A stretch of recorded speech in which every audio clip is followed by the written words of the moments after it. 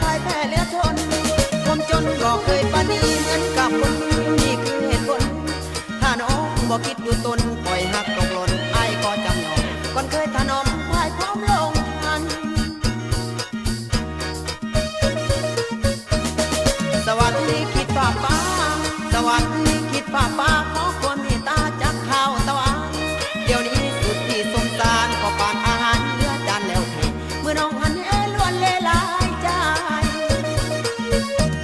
หักใครก็ตามใจเจ้า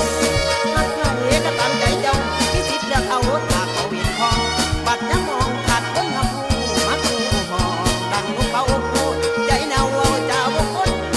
จังแม่นเดือทนแนวทางอายหัวใจเจ้าติดเกปิน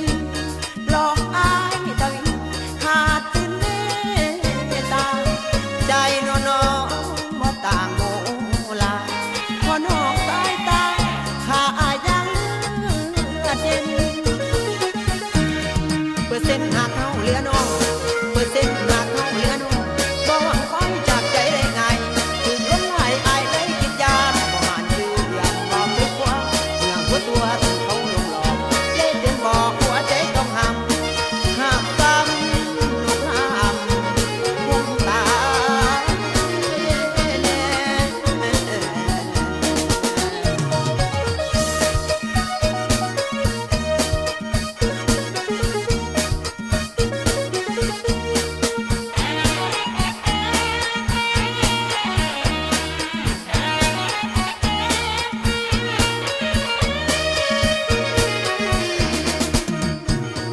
หัวใจเจ้าติดเก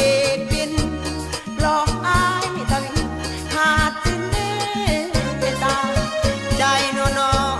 บ่ต่างโมลาพอนอกสายตาข้าอายยังเด่นเปอร์เซ็นต์หากเขาเหลือน้อง